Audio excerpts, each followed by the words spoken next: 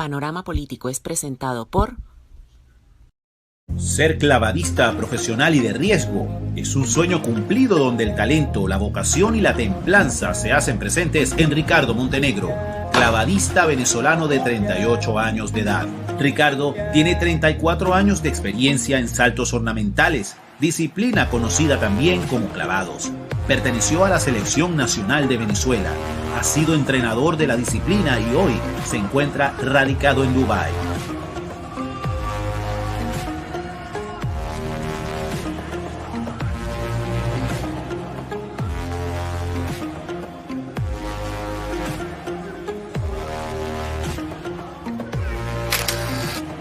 Los shows acrobáticos y artísticos que realiza Ricardo por el mundo son su pasión y espera algún día poder llevarlos a los majestuosos escenarios de su país, Venezuela. Las redes sociales de Ricardo Montenegro están en la descripción de este programa. Síguelo para que estés al tanto de su recorrido profesional. Con el apoyo de ustedes en Patreon, nos ayudan a seguir creando contenidos en los canales Repúblicos TV, Alberto Franceschi González y a fortalecer el movimiento Repúblicos. Los invitamos a que se suscriban. patreon.com/repúblicos.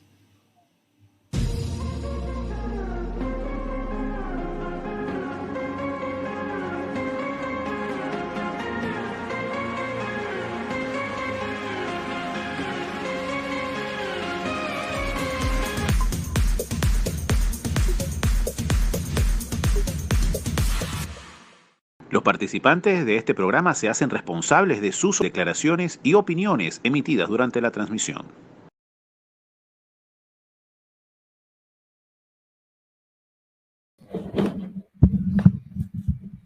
Muy buenas tardes, muy buenas noches o muy buenos días donde quiera que se encuentren. Bienvenidos a Panorama Político. Quien les habla, Joana Montenegro, en compañía del doctor Alberto Franceschi. Excusamos porque es muy probable que Fernando Bodo no alcance a llegar. Están en una actividad de sus libros y revistas. Los invitamos, por favor, que se suscriban a los canales de YouTube de Repúblicos TV, de Alberto Franceschi González, de Fernando Bodo en Atranca Limpia. Y por supuesto, no olviden seguirnos en Twitter, en TikTok y en Getter. Nos consiguen como Repúblicos B. Activen por favor la campana en la opción todos para que cada vez que los productores subimos contenido, las plataformas les alerten y regálenos por favor desde ya ese like, esa manito arriba. Y si son de su agrado estos contenidos, compártanlo en redes sociales con familia y amigos. Los patrocinantes también de estos contenidos son de ustedes y los necesitamos para que lleguen a más y a más ciudadanos. Buenas noches, doctor, ¿cómo está? Buenas noches, Joana, ¿cómo te va?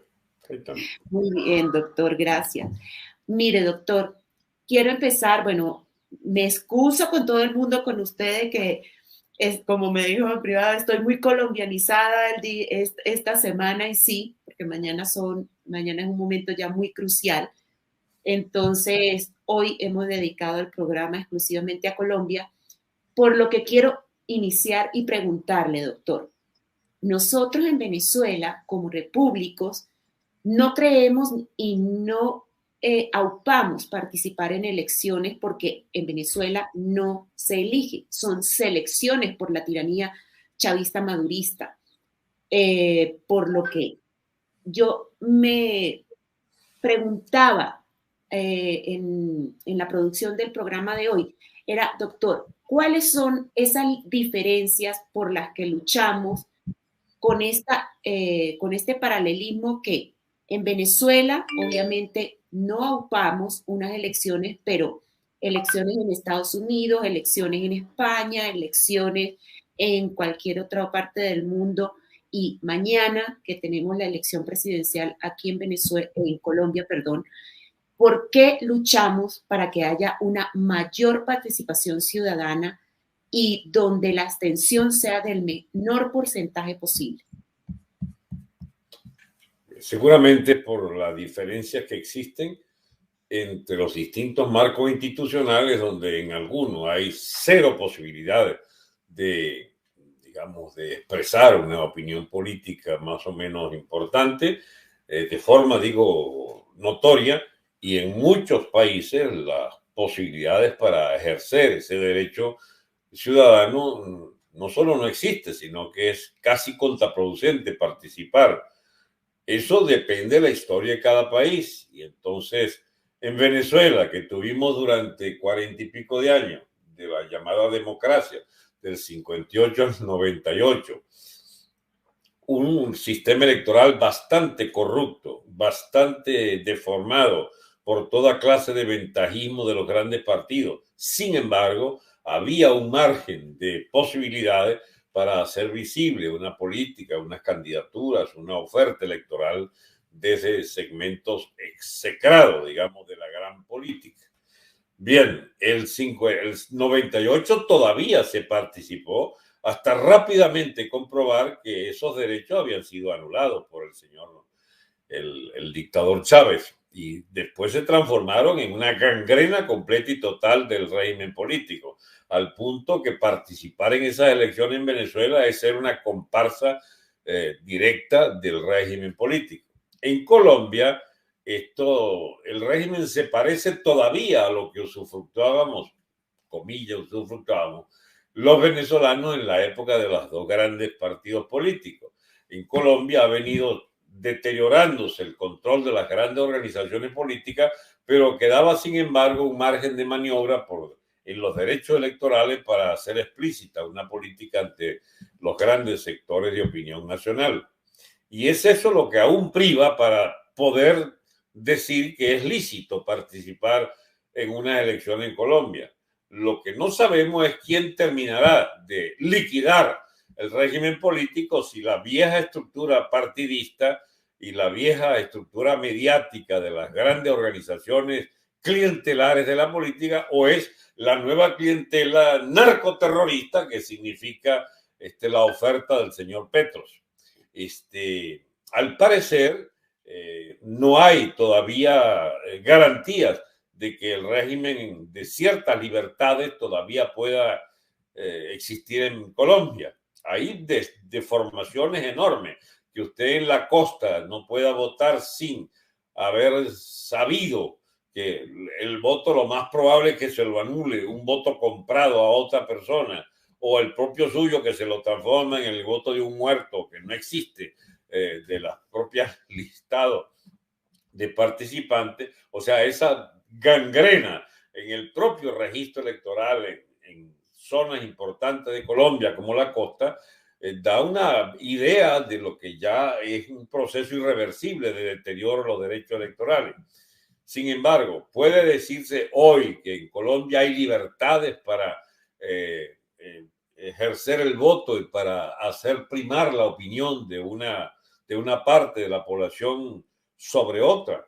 Parece, según las confesiones del señor Petros, que ha venido sistemáticamente presentando elecciones, que habrían esas garantías, solo que esto también puede responder a que él ya tiene, agrupando todos los vicios del sistema electoral colombiano, puede ya tener a su favor algunas manipulaciones importantes financiadas con dinero del narcotráfico para entonces imponer su triunfo electoral como si fuera una novedad del derecho electoral y no un zarpazo a los derechos de todos los colombianos al hacerse elegir por ese mecanismo. No hay manera de saber en este momento si se ha cancelado los visos democráticos del sistema colombiano. Habría que ver si aguanta esta última oportunidad en que la posibilidad del chavismo colombiano, del castrismo guerrillero colombiano, es capaz de alcanzar el poder por vía electoral. Veremos si se da esa hipótesis y si qué haría con ese eventual triunfo. Hay esperanza, sin embargo, de que producto del caos que va acompañando el sistema político colombiano, la candidatura del señor Hernández a la presidencia, producto de un azar de circunstancias absolutamente antojadizo, digamos. Lo cierto es que el uribismo, que era el eje de las políticas de las grandes organizaciones, se derrumbó como oferta política el liderazgo del doctor Uribe después de dos grandes fracasos, el de haber hecho elegir al señor Santos y el de haber hecho elegir al señor Uribe.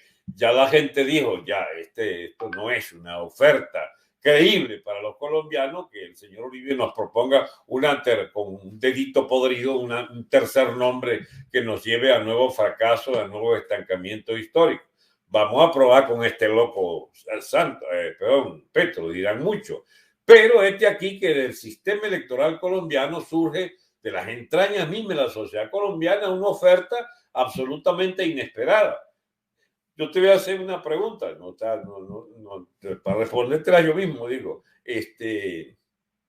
si hubiera sabido el señor Rodolfo Hernández que los disparates que ha dicho se los iban a sacar en boca de un candidato con posibilidad electoral, hubiera dicho esos disparates.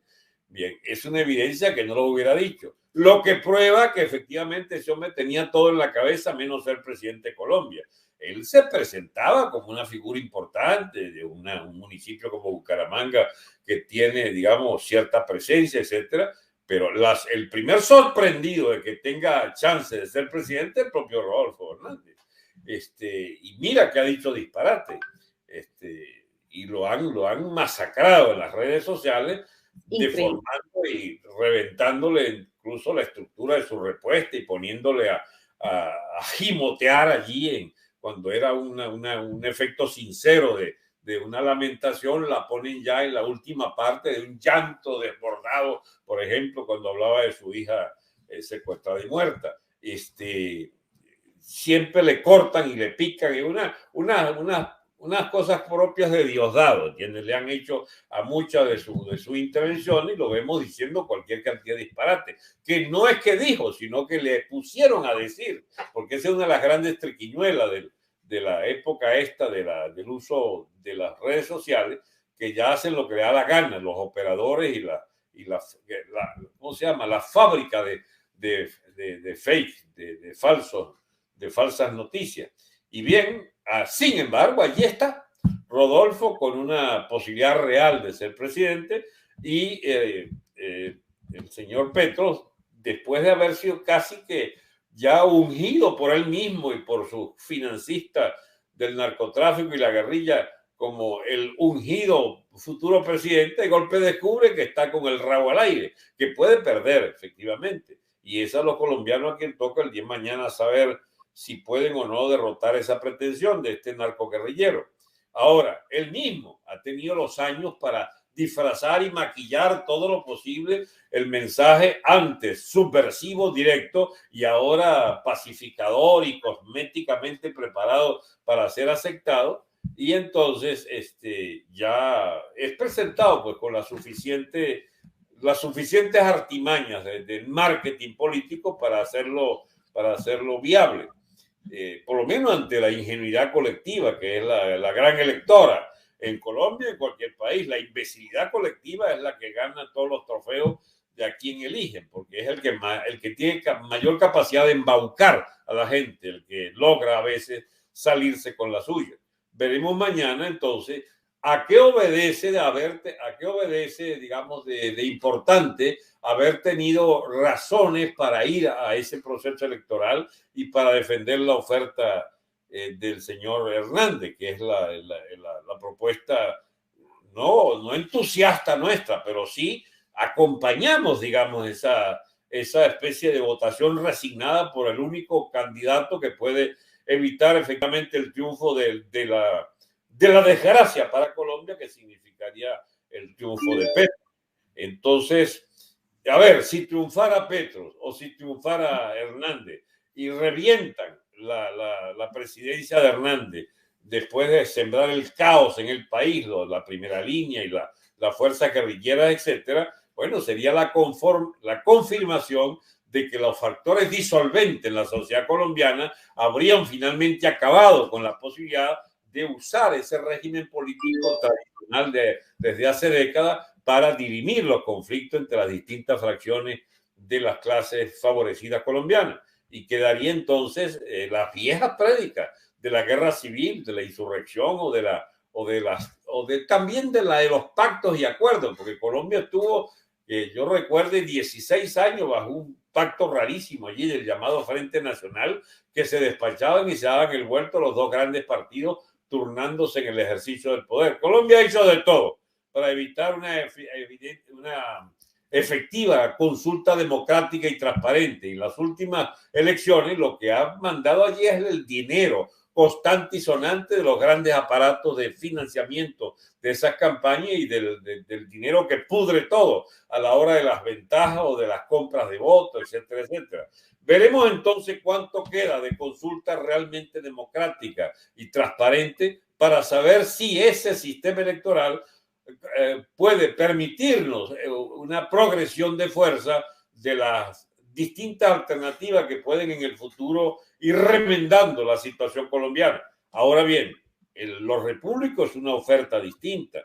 Nosotros proponemos una política no para acompañar la agonía del régimen político del Estado colombiano ya putrefacto, sino una nueva propuesta de Estado. Ahora, eso es imposible sin una especie de insurrección cívica, sin una propuesta, digamos, de grandes mayorías que asuman un protagonismo en la esfera de dirimir esto en las calles o en los centros educativos, en las propias instituciones colombianas, haciendo inviable que siga esta rochela de las viejas políticas y exigiendo todo un cambio de rumbo al Estado colombiano. Nosotros estamos preparados para el advenimiento de una nueva etapa del Estado, no para pretender rapiñar algo de este Estado. Todos los rapiñadores de este Estado han hecho fiesta todos estos años. Nosotros somos una fuerza muy modesta por dos razones. Primero, este no es nuestro régimen. Y segundo, que nadie nos va a facilitar que seamos parte importante de este tipo de consultas porque sencillamente no comulgamos con ninguno de los mensajes ni las maneras de adecuarse a este régimen político. Igual nos pasa con Venezuela. ¿Cómo hacemos nosotros para formar parte de un tinglado electoral si se nos ha negado sistemáticamente por la vía, verificando todo el ventajismo grosero de la dictadura chavista, la participación de incluso aquellos sectores que, acompañándole a medias, han pretendido de estar presentes, sin embargo los barren, se burlan de ellos y menoscaban todos sus derechos? De forma tal que esto como que es un debate más complejo. Fíjate, por ejemplo, mañana hay elecciones también, además de Colombia, la autonomía de Andalucía. Son el 20%, no, son más, sí, 20-25% de la población de España, que participa en esa exclusiva manera de renovar las competencias y dirigentes de la autonomía andaluza. Ahí hay 15, 20 ciudades y una fuerte batalla electoral entre los factores fundamentales. Y sin embargo, allí podría decirse que hay algunas garantías para aspirar, cambiar dentro del marco político del Estado español algunos de los pilares de ese Estado, que es un Estado también clientelar de grandes partidos políticos. Hay gente que dice con propiedad que eso es absolutamente una estafa completa, como la gente, los amigos de Trevijano, por ejemplo, Gisbert, que es un invitado nuestro a algunos programas. Gisbert sostiene que no existiendo una república, no garantizándose los derechos a elegir realmente, porque todo eso está deformado de origen por la dictadura de los dos grandes partidos del bipartidismo español. Ahí no hay nada que buscar. Es otra circunstancia, es otro régimen. La gente amiga nuestra o con los que nosotros compartimos grandes espacios teóricos, políticos, ideológicos, que es la gente de Vox, sí participa en esas elecciones y podría hasta ganar las elecciones, digamos, no digo en esta oportunidad, pero pudiera ser en los próximos años un fuerte candidato a dirigir el poder en España. Y allí habría que ver si de verdad pueden rehacer como ellos quisieran el régimen político. Tendrían que sucumbir a los defectos importantes que tiene el propio régimen español. Cada país tiene un régimen distinto y hay en algunos donde ni siquiera uno puede asomarse porque le cortan la cabeza. Hay otros donde medio se asoma y le permiten ser de sectores marginales del régimen, y hay otros en los que, bueno, nosotros podemos aspirar efectivamente a esperar los mejores tiempos de una nueva etapa para la República Colombiana o venezolana, para hacernos valer como una corriente política legítima. Así es, doctor. Concuerdo y lo suscribo. Lo único que voy a agregar es que muérase, para quien no lo sepa, vaya y visite y busque nuestras redes sociales. Todos los links están en la descripción de nuestro programa. Y doctor, muérase que hace unos días, antes de pasar a la siguiente pregunta que le tengo, el señor Petro, en una de sus campañas y proselitismo, iba en una camioneta en la parte de atrás y hablando con la gente. El señor decía que no era mala idea revivir el M-19, pero que obviamente los tiempos como que no le daban, y porque las cosas han cambiado mucho y tal, porque la persona que estaba ahí preguntándole y hablando con él, que si hoy estuviera el M-19, todos fuéramos del M-19. Yo, Cristo bendito, o sea, de verdad la gente no sabe ni lo que habla ni lo que dice. Para colmo, Petro comparó al M-19 con los Beatles. Doctor, con los Beatles. Pues yo no sabía, y concuerdo con lo que dice Rommel Betía, yo no sabía que los Beatles habían secuestrado, torturado. No, más bien el mensaje no es el de acuñar esa infeliz expresión de que se han parecido a los Beatles. El mensaje subliminal del señor Petro allí es: cuidado como podemos revivir la izquierda subversiva, golpista, guerrillera, chantajista, terrorista del M-19. O me dan la presidencia o habrá nuevamente M-19 en Colombia. Ese es el mensaje. El tipo no habla de gratis allí cuando deja colar esa remembranza del M-19. Absolutamente, doctor, absolutamente. Bueno, fíjese que tengo en la siguiente, hay algo muy importante, porque nosotros hablamos el miércoles en Políticamente Incorrectos también del tema de Colombia, pero no tocamos este punto que es muy importante, ya que como hablábamos el miércoles, yo le decía que realmente del 2018 a hoy, 2022, cuando fue la primera vuelta, lo máximo que sacó Petro en el 2018, en esa segunda vuelta, fueron 8 millones de votos. A la primera vuelta subió 500,000 de votos, o sea, 4 años en campaña y subió 500,000 votos. Entonces, como a ellos los números no le dan, hay algo que es muy cierto y están bastante desesperados, por eso tanta campaña sucia, por eso tanto ataque, por eso tanta bajeza, bueno, falta de ética y bueno, en fin. Pero doctor, hay algo que se está tocando mucho y está haciendo muchísimo ruido, porque obviamente personas como nosotros, pero no somos repúblicos, y no es fácil explicar cuando dice, bueno, yo que tengo el derecho al voto aquí, que también soy colombiana, obviamente, pues toca votar por el ingeniero, porque jamás en la vida, o sea, cualquiera menos Petro. Entonces, están haciendo también muchísima campaña, doctor, al voto en blanco. Y explico algo para escuchar su opinión. El voto en blanco en esta segunda vuelta, doctor, no es simplemente simbólico, no tiene ningún efecto, a diferencia en primera vuelta. Y pongo el ejemplo: si llegase a ganar el voto en blanco, quien queda como presidente de la República es el que quede segundo. Es así de simple, para que la gente lo entienda. O se vota por uno o se vota por el otro. Porque el voto en blanco es simplemente, como mencioné antes, simbólico, doctor. ¿Qué opina? Ese voto en blanco es un voto virginal. Nosotros en política no estamos por las virginidades, digamos. Exacto. Embarras, ya que te metiste, embárrate completo. ¿Qué va? Esa hipótesis de que sería, si lo grave es eso, que pudiera hasta ser de verdad importante una votación que lleve a qué, a una forma de impasse absolutamente completo y total, donde tendrás que definirte. Esa es la indefinición personificada del bendito voto en blanco. Ojo que los amigos estos de Gisbert, por ejemplo, ellos proponen es romper la boleta. Muy bien, la rompiste. ¿Y qué vas a hacer con esa boleta rota? ¿Entiendes? O sea, no hay manera de intervenir en política a partir de ese tipo de conductas morales en el asunto. Porque, bueno, quédate muy bien pues, con tu familia y tus amigos. No, yo rompí la boleta, yo voté en blanco. Ajá, ¿y cuál es tu oferta?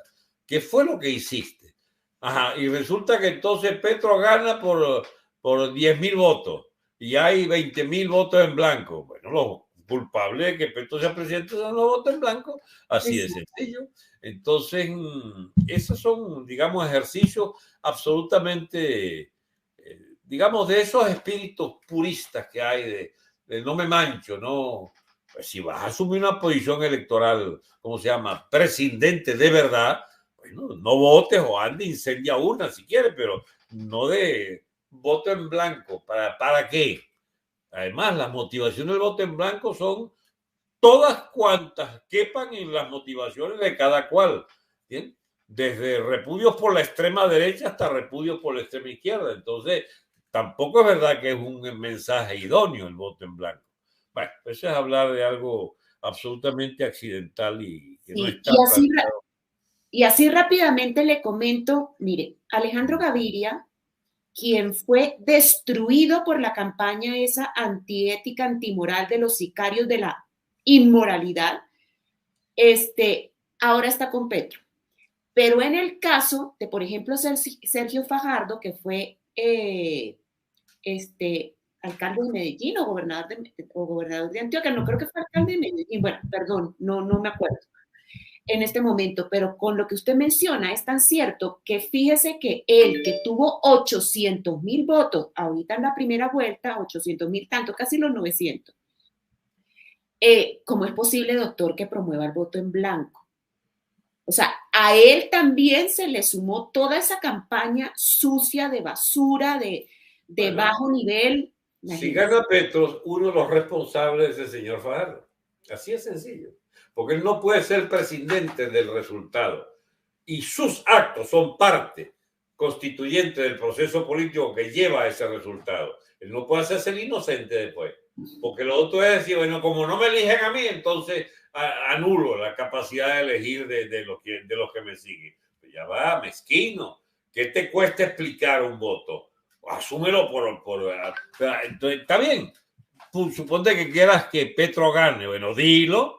¿Por qué no dices abiertamente que Petro debe ganar y que tu voto quieres que en última instancia sirva la causa de Petro? Pero eso de ser presidente, yo soy un alma pura y que los colombianos decidan, pero decidan como si tú estás decidiendo con esa consigna de voto, absolutamente cobarde. Es un voto cobarde, más nada. Absolutamente cierto, doctor. Déjeme decirle que esto van a ser varias cápsulas para el TikTok. Muy, muy cierto, doctor. Bueno, continuemos. También le quiero preguntar, justamente nosotros le compartí bastantes videos, no solamente a la audiencia, a usted, sobre ese ataque sistemático de todas esas hordas y bodegas petristas de sicarios de la moral, una cosa. ¿Qué llaman bodegas, amor? ¿Qué es lo que dicen bodegas? ¿Qué son las bodegas? Como para nosotros también bodegas, pero que están concentrados haciendo un trabajo. Eso es lo que. Ya. Ajá, eso, así le dicen a las bodegas pretristas. Por Es que la. no hay traducción en Venezuela de eso. Señor. No hay, en Venezuela no hay ese término en la política. No, en la política no. La conseguimos en las tiendas. Aquí le dicen tienda a lo que nosotros le decimos bodegas. Así es. Ajá. Ajá, sí, señor. Entonces, mire, hay algo muy importante que aquí sí es lo único que voy a compartir video, porque yo quisiera que usted nos haga un análisis, una reflexión, que nos comparta su opinión sobre esto, porque lo conocido como comunismo desde siempre, pero que ahora es desde hace algunas décadas que lo nombraron socialismo del siglo XXI, vamos a, justamente estoy buscando la pantalla para compartir video y escuchar para que usted realmente explique este pasticho. Aquí en Colombia se le dice lasaña, lasaña. Nos explique este pasticho porque la verdad lo necesitamos. Los ataques de todas las bodegas habidas y por haber, diga lo que se diga, doctor, esto es impresionante, impresionante, porque dicen, ya, ya va, vamos a. Vamos a regresarlo y coloquemos la pantalla completa para que la gente lo pueda observar. Sí, señor. There is not communism or Marxism in our ideas. Our political philosophy is representative democracy and social justice in a well-planned economy.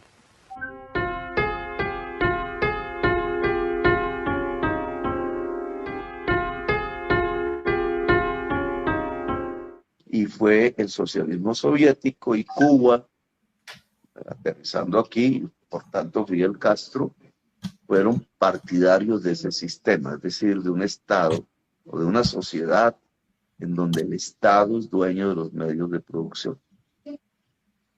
El comunismo nunca existió en el mundo, porque se decía que era el socialismo, pero ya cuando avanzara mucho en su desarrollo, y entonces serían sociedades de tiempo libre, y no me meto más en esa discusión porque enredo la piola. Lo cierto es que lo único que existió fue ese socialismo de tipo soviético, y Cuba pues construyó su economía en América Latina de una manera similar.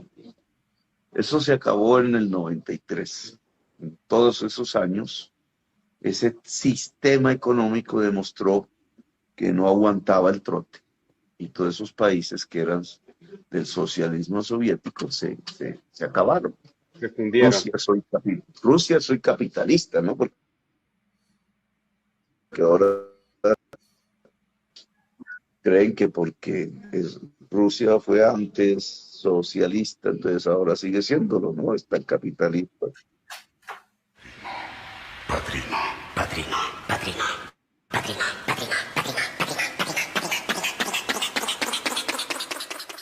¿El socialismo para usted ahora, siglo Para mí, el comunismo, el que el propio Marx definió como comunista, como el comunismo.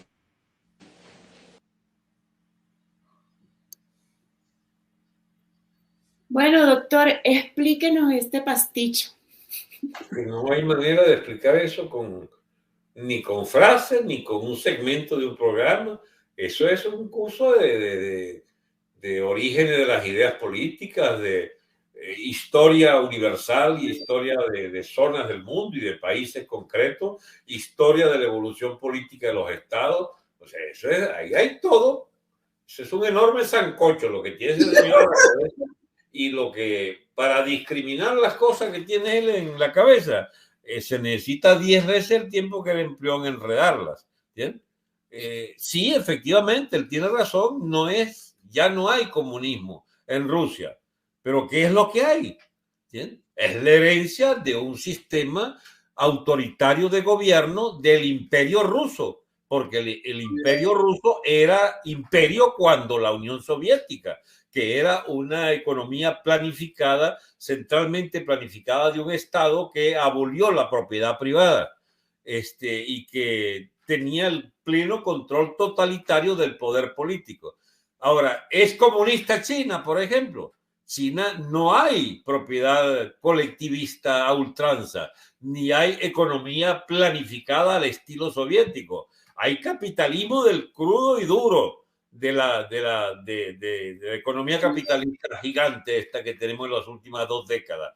Pero el aparato de Estado, el aparato político del Estado es del partido único totalitario del Partido Comunista Chino. Entonces, la forma política de China sí es totalitaria comunista y la economía es capitalista. Este tipo de tema es el que arruina una comprensión simplista de todos estos temas. ¿Y qué es Cuba? Bueno, Cuba ni es Estado, ni es capitalista, ni es comunista. Eso es un relajo de una economía absolutamente inviable, de una economía estatista, asfixiante, que ya no puede administrar sino los escombros de aquello que era una economía subsidiada y lumpen, una economía, ¿cómo se llama eso? Chula, una economía a la que había que mandarle todos los días la comida a aquellos burócratas y a aquellos sigüices del Partido Comunista Cubano. ¿Y qué hicieron entonces los cubanos todos estos años? Vivir vivir de lo ajeno, vivir de lo prestado, vivir de los subsidios, vivir del sistema de ayuda soviético o venezolano en la última etapa.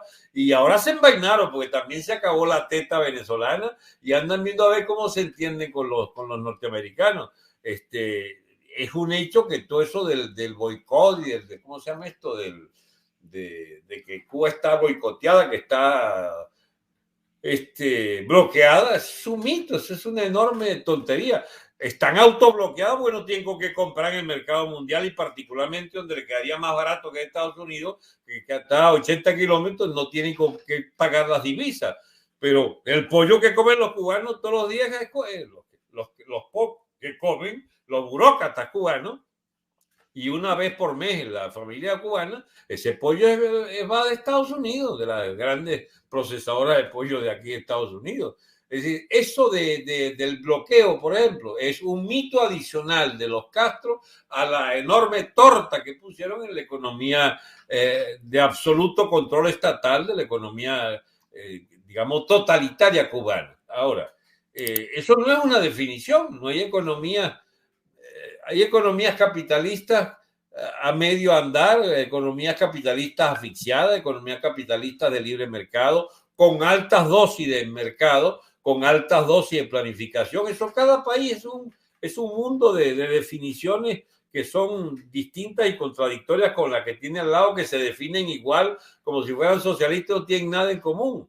Lo concreto es, Venezuela, que era una economía capitalista de bastante nivel de intervención del Estado, terminó el Estado, al pasar al control chavista, a dominar totalmente la economía, al hacer expropiaciones masivas y al hacer sobre todo el bendito control de precios de los pequeños burócratas, estos repugnantes corruptos que iban poniendo su papel allí de prohibición de vender al panadero de la esquina o al mercadito, a la pulpería tal. Resultado, acabaron con el propio oxígeno de la economía venezolana y ahora tienen que andar viendo ahí quién los mantiene. ¿Y quién los mantiene? Pues no hay país dispuesto a, entonces recurren a Lampa. Y ese Lampa, el que mantiene el gobierno, son las cuotas de expoliación del oro ilegalmente sacado del país o de cuotas petroleras vendidas en alta mar, que sacan algunos miles de barriles allí, los venden a algún traficante, y sobre todo el contrabando, ¿entendés? Importar de donde puedan. Al haber acabado con la moneda de paso, ¿no? Con dólares importan artículos colombianos del capitalismo colombiano y eso no puede sino ser pagado con divisas que no representan la economía real, sino una economía de extracción de la economía colombiana a manos de estos sinvergüenzas chavistas que pululan allí en el aparato de Estado con la herencia de sus controles, que es la que le permite parasitar la economía, ese híbrido dantesco que es la economía venezolana. Ahora hay libertades, tú puedes montar, ahora tendrás el coraje de plantear un negocio del que dependa de que un día esto amanezca el burócrata con la bragueta para atrás y te expropie la vaina. Entonces las limitaciones de ese país, de ese capitalismo, son estrechísimas, porque viven ahora de que hay libertades. Pero es que esa es la duda que hace o no libre una economía. Si tú ves que te van a expropiar, no inviertes libremente en ninguna actividad. Pero el gobierno ha hecho de la circulación de mercancías y de la producción limitadísima en materia agrícola, en materia ganadera, en materia industrial, ha hecho de ese respiradero pequeño y sobre todo el contrabando una fuente de relativo aprovisionamiento de un 10% más o menos de lo que antes se producía y se importaba libremente. Al reducirse drásticamente esa economía, producto de haber liquidado la moneda y al dolarizarse completamente ese intercambio, hay la ficción de que estás reconstruyendo. No estás reconstruyendo nada, estás recuperando un 5, un 10% máximo de lo que tenía y perdiste por la torpeza de tus burócratas inmundos que acabaron con las libertades económicas. Ahora, ¿a dónde va Petro? ¿Asociarse con estos chavistas, digamos, expropiadores de oficio? ¿Qué es lo que va a hacer Petro si fuera presidente? Yo lo que creo que Colombia, viéndose ante ese abismo tan cercano, carajo, va a devolverse con mucha fuerza y no va a votar por ese loco, porque les espera la ruina segura. A los colombianos se les ocurre elegir a este enajenado mental de Petro. Ahora, estos son temas todos mezclados, y ustedes mezclan ahí las opiniones de Fidel Castro. Pero ¿qué autoridad puede tener Fidel Castro para decir nada? Dios mío, si tuvo 70 años ese viejo ahí, maldito, parasitando ese pobre país, reventándole todas sus instituciones, todas sus ventajas económicas y sociales, y las hizo, digamos, una ruindad permanente. ¿Qué puede aconsejar los herederos de Castro? Su hermano y ahora su yerno, el tonto este que le dejaron el coroto ahí. Nada, es una burocracia infecta, con un problema. Ellos no son una casta capitalista como la son ya los comunistas chinos, que son, hay magnates, chicos, de gente con centenares de millones de dólares en el Comité Central del Partido Comunista Chino. Y en Rusia se quitaron ese lío de encima, ya no son comunistas. Sencillamente, que sirve a los intereses de esa casta. Dime. Te iba a repreguntar justamente eso, doctor. ¿Existió o no ha existido el comunismo? Porque uno va a documentos y en los documentos dice justamente que el comunismo tiene más de 100 millones de muertos. Y por otro lado, el comunismo, como dice Fidel ahí en el final, el comunismo, el socialismo es igual al comunismo. Mira, eso viene de una distinción equivocada y equívoca, o sea, que se presta a varias interpretaciones de hace un siglo y pico. ¿Qué es el socialismo? El socialismo era un sistema donde se distribuía según las capacidades de la gente. Es decir, habría una etapa donde todos concurríamos a una economía donde importaba había que ser retribuido, es decir, normas burguesas, normas capitalistas de distribución, de acuerdo a tu aporte en la economía a partir de tus capacidades. Y de ahí se pasaría a una sociedad comunista donde lo que importaba era que se repartía según las necesidades. Es decir, donde ya no importaba quién ofertaba o quién ofrecía pues, su concurso para producir, sino que cada quien ponía la mano extendida en una etapa ya avanzada del socialismo. Pero entonces es una discusión absolutamente estúpida sobre qué fue lo que realmente funcionó. Funcionaron revoluciones sociales a manos de burocracias de Estado, que en el caso ruso fue una burocracia, digamos, de origen zarista y sobre todo, una burocracia de origen revolucionario surgido de la hecatombe del Estado ruso zarista en 1917. Y esa dictadura de funcionarios y burócratas fueron sencillamente unos voraces consumidores del grueso de la excedente social y fueron opresores de su pueblo para convertirse entonces en una casta de privilegiados. Los mejores juicios sobre la evolución rusa, de la evolución del sistema ruso, fueron los mejores de los bolcheviques, en particular el señor Trotsky, que dictaminó desde los tempranos años 20, estoy hablando desde ya la muerte de Lenin el año 24, el 25-26, ya Trotsky dictamina que es una burocracia degenerada la burocracia rusa, y propone una revolución política contra esa burocracia totalitaria, la perversión del régimen soviético. Entonces, al liquidar todas esas oposiciones, incluyendo la trotskista, se hizo entonces de un control estatal de la economía y favoreció a quienes quiso y convirtieron en una casta de privilegiados enormes los funcionarios de Estado y los funcionarios militares del ejército. Y sobre todo, mira tú lo que se sabe poco, de la policía. La policía del Partido Comunista, la policía de Stalin, era una omnipotente cuerpo privilegiado y corrupto que tenía poder de vida o muerte sobre la población soviética. Pero eso se complicó todo en medio de la guerra mundial y Rusia pasó a tener necesidad de la defensa nacional como imperio ruso, de los intereses de aquel país.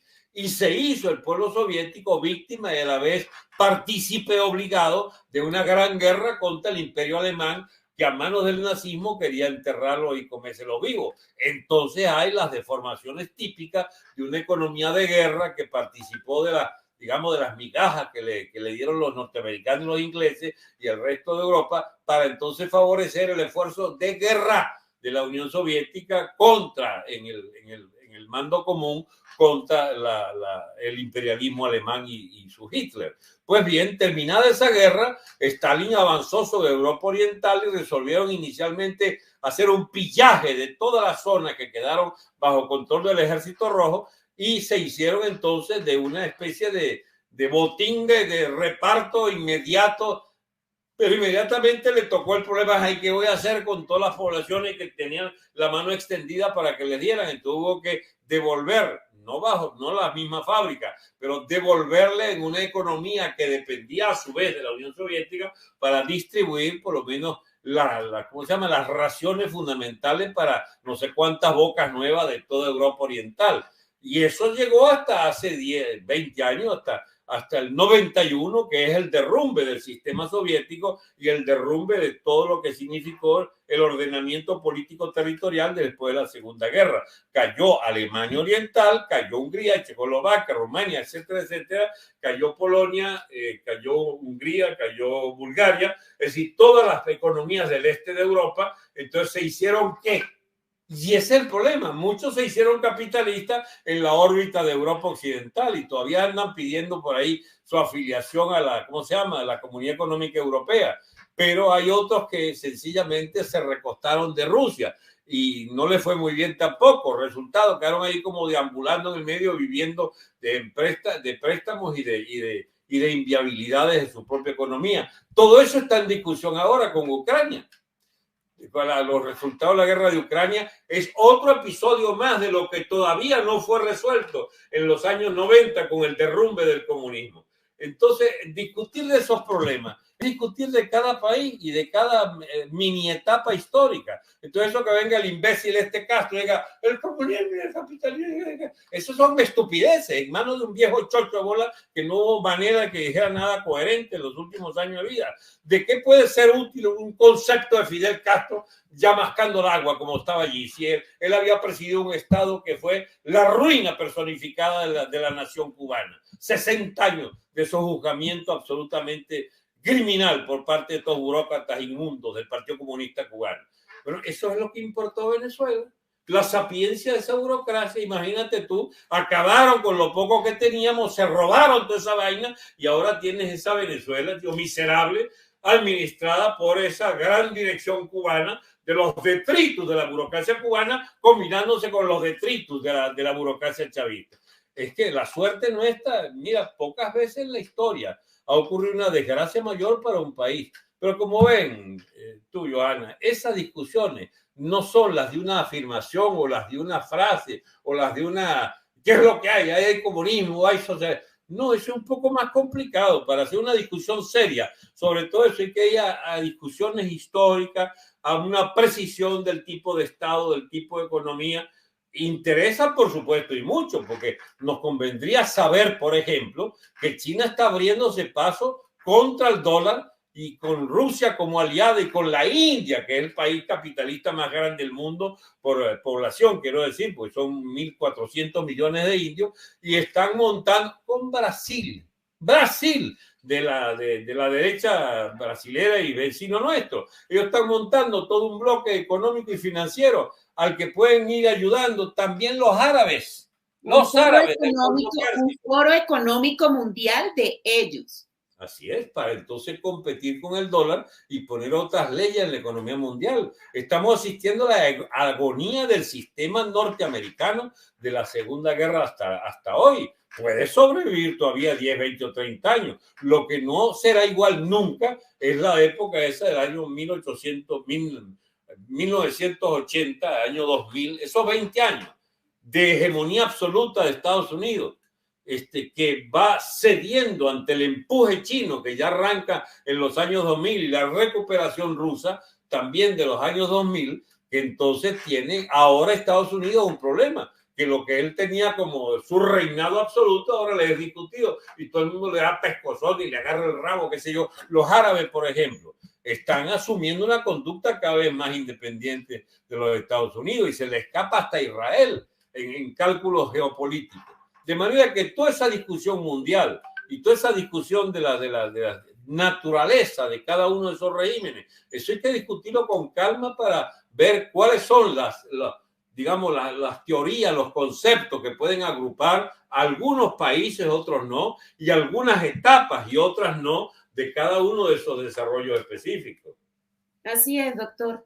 Pero esto particularmente lo traje es el mensaje a la quinta paila del infierno no lo podemos mandar, sino al señor Petro. Esto es más o menos 10, 15 minutos. Es un charlatán completo. Él habla de socialismo, eso no tiene idea de nada. Son los tipos más ignorantes que yo he oído en la política. No, y ¿sabe qué es lo más? Mire, o sea, se parece tanto toda esta situación de Colombia que esos tres personajes que usted veía allí con Petro son farándula colombiana. Adriana Lucía, Julián Román y Santiago Alarcón. Farándula. O sea, tal cual. Entonces, lo que diga Petro es amén. Así que, Petro, aquí te dejamos un resumen muy claro y muy preciso en 10, 15 minutos. Algún día que tú de verdad te dignes a estudiar, porque hay muchas cosas detrás de él que también son mentira, además de todo eso que acaba de mencionar, de las estupideces que dice, doctor. Es un charlatán. Charlatán completo. Los grandes teóricos del M19, ¿quién eran? El gran factotum teórico de ellos era Torrijos, el panameño, el dictador panameño. Torrijos era un gran oportunista ahí del área y la cosa. Bateman se llamaba aquel teórico. Cuatro articulitos allí. ¿De qué hablan cuando hablan de las raíces teóricas del M19? Son un puño aventureros criminales todos, que querían el botín del poder. Y 20 años tratando perdón, 5 o 10 años, tratando de arrebatarlo a plomo y a piedra, plomo y candela, no lo lograron, y entonces le quedó la vía electoral de este personaje de segunda, tercera línea, que, bueno, después de haber hecho todos los desmanes que hicieron, aliado con las otras guerrillas, que, bueno, tú echas plomo mientras yo me ocupo del frente político, y así tienen 30 años tratando entonces de capturar al Estado. Ahora, los grandes responsables de esto son las direcciones de los grandes partidos colombianos que han dejado fructificar estos sinvergüenzas. Así es, y como he dicho usted desde el principio, no olvidemos porque esto todo lo ha financiado y ¿quién está detrás? El narcotráfico. Doctor, nos quedan 3 preguntitas. Le comento esto. Dígame. Mire, ya hemos visto arrestos. Antier se dieron 18 arrestos. ¿De quién? 9 en la ciudad de Bucaramanga, 9 en la ciudad de Cali por parte de estas personas de la primera línea. También los últimos días han habido explosiones, más gracias a Dios un funcionario de seguridad no tuvo consecuencias su vida, pero tratando de detonar una motobomba, pues obviamente le explotó. También tenemos las amenazas, como le mencioné el miércoles, en Políticamente Incorrecto, las amenazas de estallido social por no acatar el resultado si es adverso a Petro. Este último, que es Petro, y su pacto histórico están cantando fraude desde ya. De hecho, que el propio Petro mostró un video el día de hoy pidiéndole explicaciones a la registraduría, donde decía en ese video que 47.9, creo, ganaba Rodolfo y 47.5 Petro. Entonces la misma registraduría se pronunció y aseguró que ese video que posteó Gustavo Petro en Twitter era falso, con esos supuestos resultados de la primera vuelta. Con todo esto, doctor, han llegado algunos medios a comparar, no voy a decir el nombre de la periodista, porque es una periodista respetable aquí en Colombia, pero han llegado a comparar a Petro con este tema de lo del fraude con el expresidente Donald Trump por lo de las elecciones de Estados Unidos. Han llegado a ese punto. Y era muy respetable, pero es una estupidez la de esa periodista. Exactamente, totalmente, doctor. Y las bajezas en la campaña de Petro, imagínese hoy, mire, usted ya ha hablado de la hija, bueno, ¿qué no han hecho? Que el señor ha cometido errores, obviamente eso no se lo vamos a aplaudir. Y como dijo usted, ni siquiera él pensaba que iba a llegar hasta este punto, jamás hubiese dicho alguna de las cosas que se han conocido. Estupideces, digo estupideces. Exacto. Pero te digo, doctor, que la bajeza ha llegado al punto el día de hoy, a última hora, que la campaña de Petro contra el ingeniero asegurando de que tenía una enfermedad grave diagnosticada. Tanto es así que la clínica en Bucaramanga le tocó hacer un comunicado y desmentir que lo que habían publicado allí de ese documento, de esa campaña de ellos, era falso. Dios mío, doctor. Esa es la famosa guerra sucia, mi amor. Eso no parará hasta después. Varios días contarán y contarán al revés y se alzarán. Eso va muy feo, mi amor. ¿Para qué voy a negarle? Eso huele a guerra civil. Así de sencillo. Porque los que están allí, uno es un hombre civilizado, un empresario próspero que puede irse a su casa. Pero este no, este representa a todos los fascinerosos de Colombia, el tal Petro. Y querrá imponer su victoria sí o sí, porque la vida de ellos, de todos esos parásitos que viven alrededor de la izquierda, ¿bien? Y de los narcos y todas sus rutas de contrabando, etcétera, etcétera, y salida de la droga. Toda esa gente dependen de Petro de una manera vital y necesitan ese triunfo. Y son capaces de incendiar Colombia por esa vaina. Entonces, ¿de qué nos podemos extrañar que hayan ya pintado la situación colombiana con ese color oscuro tan fuerte? Esa primera línea ya actual. Por eso, esta es una cuestión que va a resolverse militarmente. Lamento decirle a los optimistas, pero el margen de que no intervengan las Fuerzas Armadas, tú sabes que depende del margen de cobardía de algunos de sus sectores dirigentes, que digan, no, mejor entonces negociamos, mejor diferimos, mejor y tal, y ahí es donde se hace aún más fuerte las alternativas como las de este fascineroso Petro. Lo que viene para Colombia es una confrontación obligada, de confrontación digamos, definitiva, no definitiva, una decisiva, quise decir, contra estos factores del desorden y del desquiciamiento del Estado colombiano. O la Fuerza Armada, digamos, asume el poder en las próximas semanas, o verá que el loco Petro arrasa con el Estado colombiano. El resto, porque ¿qué fuerza puede tener el señor Hernández? Él es un líder militar importante. Él tiene la legitimidad de una elección ganada. No, si no va a haber elecciones ganadas. Digo, yo puedo estar equivocado y más nadie que yo quiere equivocarse.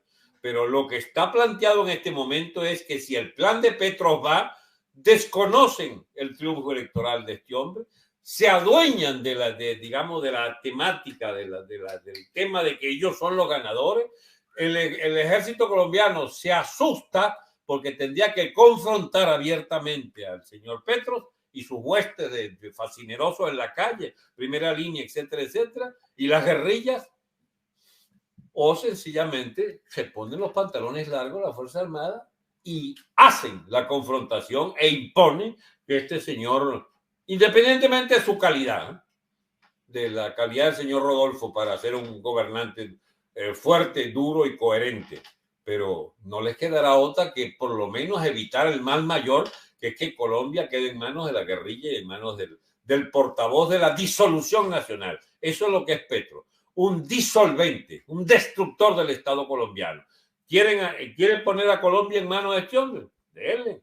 Ahora, nunca faltarán los imbéciles, que son mayoría a veces en las élites gobernantes, de que no, vamos a hacer una cosa, vamos a negociar esto, porque Petro es un hombre con el que se puede llegar a un arreglo. Todo arreglo que hagan con Petro es ponerse soga al cuello de la élite colombiana y de toda la sociedad colombiana.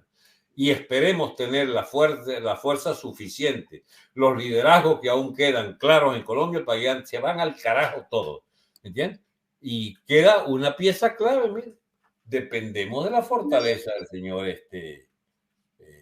¿cómo se llama? Hernández, ¿no? Del ingeniero Rodolfo, sí, señor. Porque si el hombre se chorrea, a vaina.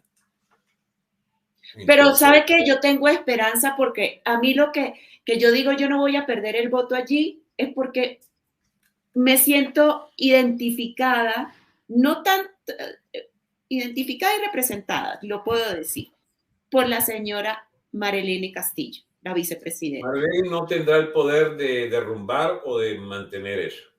No, estás equivocada, perdona que te lo diga tan sinceramente. No, está bien. El señor este es el que decide si se chorrea o no se chorrea. Porque así ella diga, se ha chorreado mi candidato, que ya están perdidos. Ella no puede sino ser la segunda voz de esto, que la primera voz la tiene este tipo, y la decisión de permanecer firme es la de él y no es de otra segunda, tercera o décima persona. Tú tienes razones para tener esperanza en que ella pueda resultar una persona con una influencia positiva en el gobierno, pero en estas horas cruciales es un problema de liderazgo nacional, de liderazgo que se define en la cúpula militar, en la cúpula del uribismo, en la cúpula de Hernández y en la cúpula de la FARC, el ELN y Petro. Esas son las cúpulas que operan en este momento.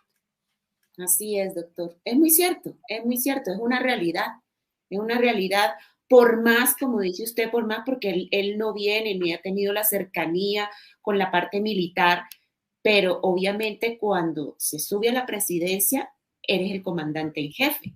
Entonces, ¿tú sabes lo más complicado de esto? Sí, es señor. que una vez que se inicie la confrontación, es otra etapa de la política. Sí, exactamente. Es otra etapa donde no se sabe cómo es que se va a dirigir. Como eso va a tender a hacerse binacional, si tienes alguna posibilidad de llegarle al señor Hernández o a la señora esta, dile que hay gente en el exterior que estamos disponibles para ayudarles a defender a Colombia de la estrategia segura del castrismo, del chavismo, de acabar con Colombia, acabar con sus instituciones, que podemos ayudar.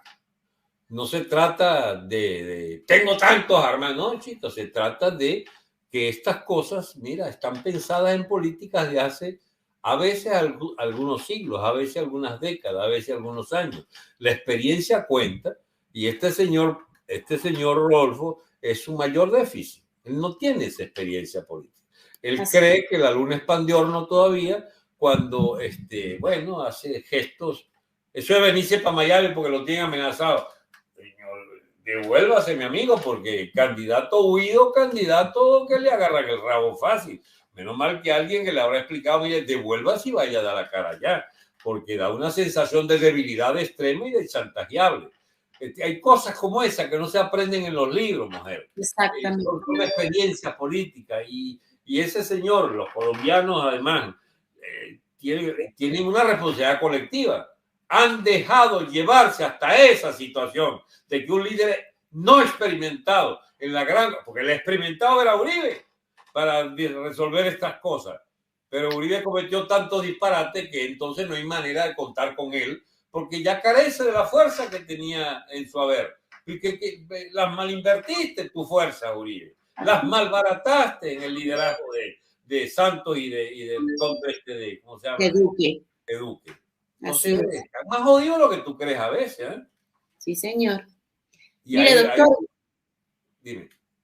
Casi para finalizar, le pregunto esto: ¿qué está en juego en Colombia mañana? Y todo. Si cabe, escúchame, y si cabe para toda la región con estas elecciones presidenciales, ¿qué está en juego y en la región? O sea, no solamente Colombia, sino en la región, doctor. Tú sabes la peor noticia que hay, una de las que no hemos hablado. Estados Unidos está dirigido por Biden y el aparato diplomático del Departamento de Estado, del que depende que Colombia siga siendo el eje de la OTAN en el Caribe, depende de unos funcionarios que están buscando cómo pactar con el chavismo hace varios meses. Y depende de personas sin mayor capacidad, según hemos visto estos años, para distinguir lo que es las reales fuerzas que necesita de revitalización de un país como Venezuela, y más bien se entregaron a manos de un improvisado como Guaidó y los vagabundos de estos ladronzuelos de la MUD, a los que alimentaron a punta de billete. Ahora no hayan que hacer porque han desaparecido, han hecho desaparecer una alternativa democrática en Venezuela. Bueno, ahora tienen en Colombia el escenario más urgente, que es el de que dejaron llevar a Colombia también bajo la égida de ese Departamento de Estado a una situación lamentable de acorralamiento. Ese acorralamiento es trágico, es trágico. Y la responsabilidad de ese acorralamiento son 20, 25 años de improvisaciones y retrocesos del Departamento de Estado norteamericano. Pudo haberse corregido lo fundamental con Trump, pero caramba, los funcionarios que fueron a Venezuela son todo el Departamento de Estado de la época de Trump. O sea que ahí no ha cambiado mayor cosa. Como verás, no es que tenga la obligación de ser optimista, pero el que quiera ser pesimista, caramba, tiene poderosas razones para hacerlo. Porque entre la combinación de fuerza, de retroceso del Departamento de Estado, de estupidez política de la clase política colombiana, de acecho de los fascinerosos venezolanos, de la onda expansiva en toda América, de las ideas estas del globalismo, ¿cómo se llama?, desquiciante, que está asumiendo ahora el señor Petro como gran portavoz para el área, todas juntas, carajo, no son como para tirar el sombrero al aire en medio de una crisis económica mundial que se profundiza cada vez más. Yo creo que los que quieran abonarle a tesis pesimistas tienen sobradas razones para exponerle con seriedad a la élite colombiana, que se metieron en un brete bastante profundo contra los intereses históricos de Colombia. Nosotros, los que operamos por encima de esas circunstancias, tenemos la esperanza de un día entendernos entre la élite colombiana y una renovada élite venezolana, a ver si somos capaces juntos de edificar una perspectiva común de reconstrucción de lo que fue el virreinato de Nueva Granada, de lo que fue los vasos comunicantes, eso de dos repúblicas que están llamadas a salir juntas del pantano y que, bueno, hasta ahora solo han participado a uno y otro lado de la frontera las fuerzas que quieren hundir a Venezuela y hundir a Colombia. ¿Será hasta la semana que viene, mujer? Ya va, me queda una cosa, doctor. Esa era la penúltima, ya va, ya va. Mire, doctor, le quiero pedir justamente un inmenso favor para finalizar. Y es unas palabras como si fuera la editorial de Repúblicos de Venezuela, justamente. La editorial para Colombia, para nuestros hermanos colombianos. ¿Qué mensaje le envía Alberto Franceschi, los Repúblicos de Venezuela, a Colombia antes de las 8 p.m. de mañana? O sea, antes de las 8 de la noche de mañana, donde la registraduría, doctor, manifestó que diría quién es el próximo presidente de Colombia para el periodo 2022-2026. Yo lamento decepcionarte. El editorial es lo que dije anteriormente, el análisis de conjunto de todo lo que significa la crisis de dirección de todas estas naciones y de todos estos países, y particularmente de nuestros dos países. Ahora, ¿cómo replantear las cosas? Bien, mañana se verifica, o a partir de esta noche se verifica con el resultado electoral de Colombia si tenemos o no tenemos destino como repúblicas independientes. Eso significa que Colombia no puede salvarse sola a espaldas de Venezuela y los venezolanos no podemos salvarnos a espaldas de los colombianos. Ambas repúblicas están destinadas a morir juntas o a renacer juntas. Con la ventaja que aún tenemos de que en Colombia las fuerzas vitales del capitalismo colombiano y de las élites partidarias de las libertades son ya con una fuerza moral bastante fuerte, los detentores de un gran favor popular constatable con votos, etcétera.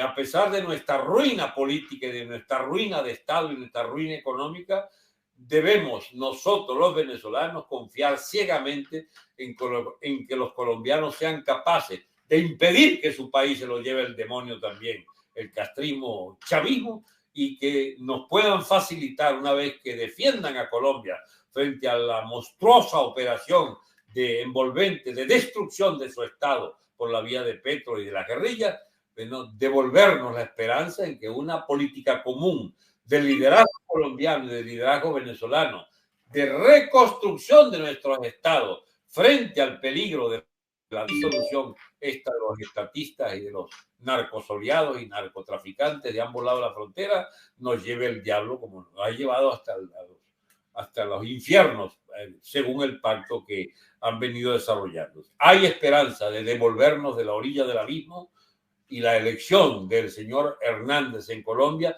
si bien no puede ser, difícilmente lo sea, el punto de partida de un resurgimiento de la nación colombiana, es por lo menos el testigo vivo, fehaciente y directo de que evitarán lo peor. Y a partir de allí la reflexión se impone para ver cómo hace el señor Uribe, cómo hace el Centro Democrático, cómo hacen las capas medias colombianas y cómo hace el liderazgo civil venezolano para orientarnos en una reconstrucción común de ambas repúblicas. Dios tenga misericordia de Colombia, como dice Lucía Camacho. Así es. Dios bendiga a Colombia, Dios salve a Colombia. Como dice Fernando Godo, no giren a la izquierda. Los invitamos, por favor, a que se suscriban a los canales de YouTube del doctor Alberto Franceschi, de Fernando Godo en Atranca Limpia, por supuesto, de aquí de esta casa de Repúblicos TV. En TikTok, en Twitter, como en Getter, nos consiguen como Repúblicos BE. No olviden regalarnos el like, compartan estos contenidos en redes sociales con familia y amigos, y nos vemos el próximo sábado. Gracias, patriotas, en este su espacio Panorama Político. Doctor, mil bendiciones y muchísimas gracias. Igualmente, buenas noches. Chao.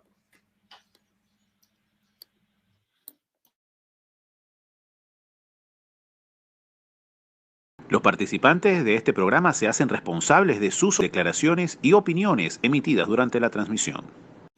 Con el apoyo de ustedes en Patreon, nos ayudan a seguir creando contenidos en los canales Repúblicos TV, Alberto Franceschi González y a fortalecer el movimiento Repúblicos. Los invitamos a que se suscriban. patreon.com/repúblicos.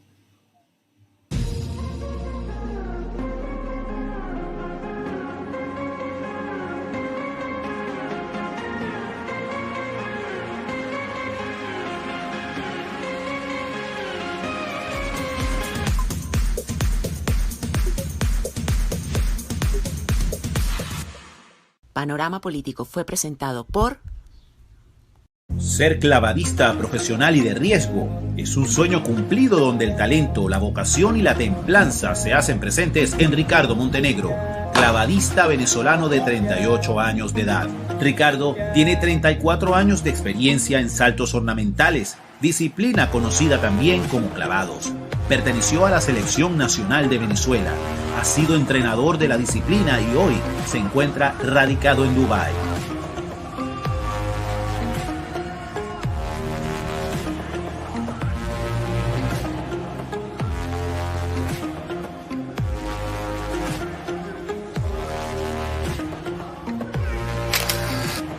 Los shows acrobáticos y artísticos que realiza Ricardo por el mundo son su pasión y espera algún día poder llevarlos a los majestuosos escenarios de su país, Venezuela. Las redes sociales de Ricardo Montenegro están en la descripción de este programa. Síguelo para que estés al tanto de su recorrido profesional.